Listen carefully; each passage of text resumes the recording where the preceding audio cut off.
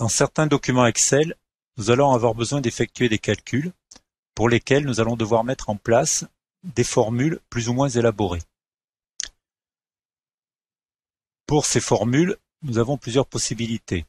Soit aller dans l'onglet Formules, ici, et nous allons retrouver des rubriques qui répertorient les différentes fonctions. Financier, logique, texte, date-heure, recherche-référence, maths trigonométrie et plus de fonctions. La rubrique récente recense toutes les fonctions récemment utilisées. Nous avons ici la fonction somme automatique qui est beaucoup utilisée et qui va nous servir dans notre exemple. On peut également, sans passer par les rubriques, cliquer sur insérer une fonction. Si je ne veux pas utiliser l'onglet formule et rester dans l'onglet accueil, je peux tout simplement cliquer sur insérer une fonction. À ce moment-là, j'ouvre une boîte de dialogue qui va me donner plusieurs possibilités pour trouver la fonction souhaitée.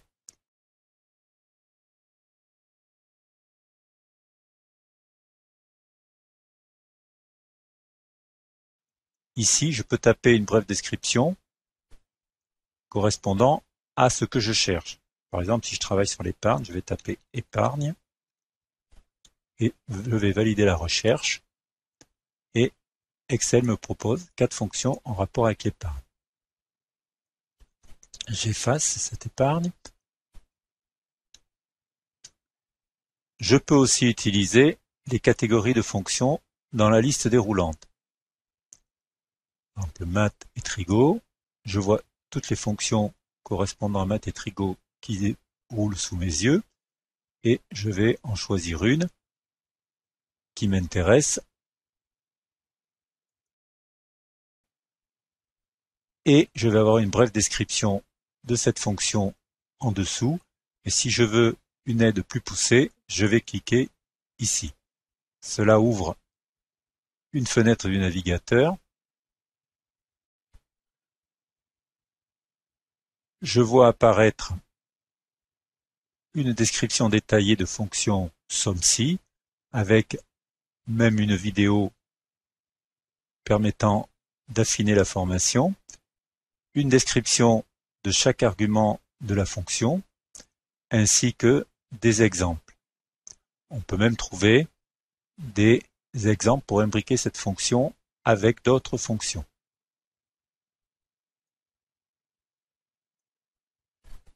Le premier calcul que nous allons demander à Excel va être une somme.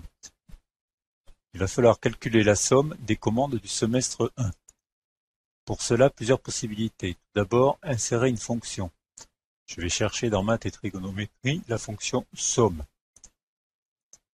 Je valide et une nouvelle boîte de dialogue apparaît qui va me permettre de saisir les arguments de ma fonction. Je vois qu'Excel me propose une plage de nombres, de la cellule C2 à la cellule C12. Comme cela correspond à mon besoin, je valide. J'ai le total de ma première fonction, semestre 1. Je peux aussi insérer cette fonction d'une autre façon, soit en utilisant somme automatique qui se trouve ici ou dans formule ici. Donc, somme automatique, dès que je clique, Excel me fait une proposition. Il a sélectionné une zone allant de C2 à C12, mais je pourrais très bien, si cela ne me convenait pas, la modifier en la déplaçant, en l'agrandissant ou en la diminuant. Je valide aussi. Une autre possibilité est de saisir la fonction manuellement. Je vais faire égal, somme, j'ouvre la parenthèse, je me positionne sur C2, je descends jusqu'à C12 et je ferme la parenthèse. Si j'ajoute des noms, on va voir comment Excel réagit. Je rajoute une somme pour le premier client rajouté. Et on voit tout de suite Excel a modifié la somme. si je regarde, je m'aperçois qu'effectivement, il a fait descendre la plage de cellules jusqu'à C13. Maintenant, je fais la même chose pour le dernier client. Et là, la plage de cellules s'est étirée jusqu'à C14. Si je veux faire la même chose pour la somme du semestre 2, je peux faire très simplement en copiant. Je vais faire copier, je me positionne ici et je vais coller. On voit qu'Excel a modifié l'adresse de la plage de cellules de E2 à E12. On peut effectuer les calculs en ligne également. Si je veux calculer le cumul sur un semestre, je vais faire égal. Là, je vais reporter la somme de la première ligne. Et maintenant, je vais faire égal plus la deuxième ligne. Et j'ai le report du cumul. Maintenant, il me suffit de prendre à droite et de tirer vers le bas. Et je vais me retrouver avec le total du cumul. Je peux même reporter ici en faisant copier. Je copie et j'obtiens le cumul pour le second trimestre. Si je veux le total sur l'année, je fais égal semestre 1 plus semestre 2. Et là, je vais étirer. Là maintenant, je vais faire une somme automatique. On me propose ce total que je valide et mon tableau est complet. On va demander à Excel d'effectuer un calcul avec une condition. C'est-à-dire qu'il va devoir effectuer la somme des commandes du semestre 1 selon la ville de résidence des clients. Je vais donc insérer la fonction SOMME-CI. SOMME-CI, qui se trouve ici. Effectivement, elle additionne des cellules spécifiées selon un certain critère. Je valide et je vais saisir les arguments de ma fonction. La plage dans laquelle il va rechercher la ville est évidemment celle des villes.